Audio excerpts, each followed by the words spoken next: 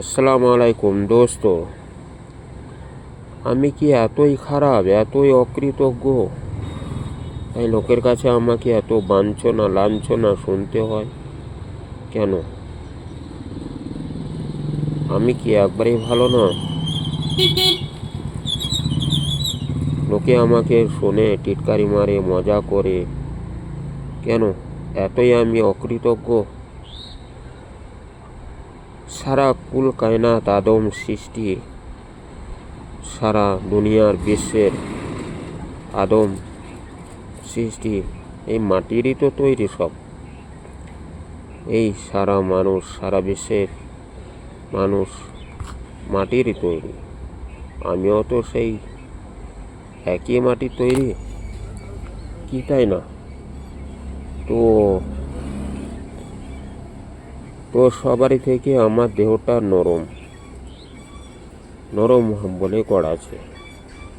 কি করব, সবই আমার ভাগ্য। আমার ভাগ্য এরকম ছিল। আমার দেহটা তুলতুলে নরম, তুলোর মতো।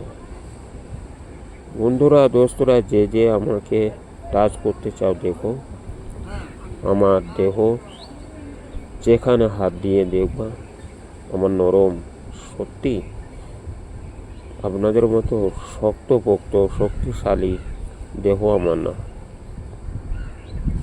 আমার চেহারাটা এরকম, মাথা থেকে পা পর্যন্ত আমার পোলিও।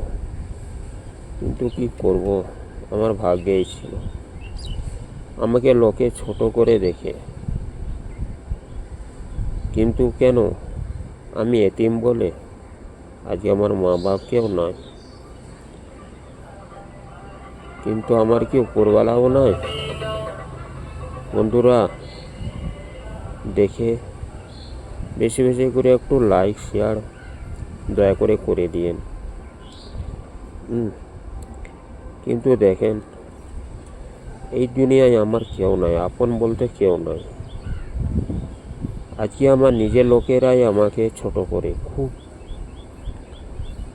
আমাকে নিজের পরের, যাকে আমি বেশি শ্রদ্ধা করি সেই আমাকে আমার চোখে আঙুল দেয়।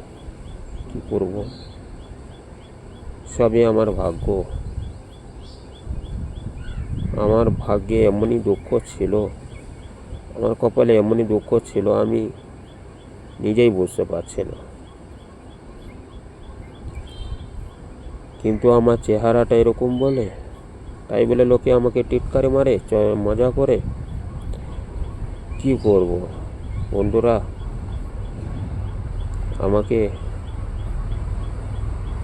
আপনারা যদি খানিক একটু দয়া করেন এই অক্ষম এতিমের উপর, তাহলে আপনাদের কাছে আমি চিরকৃতজ্ঞ থাকব। আমিন।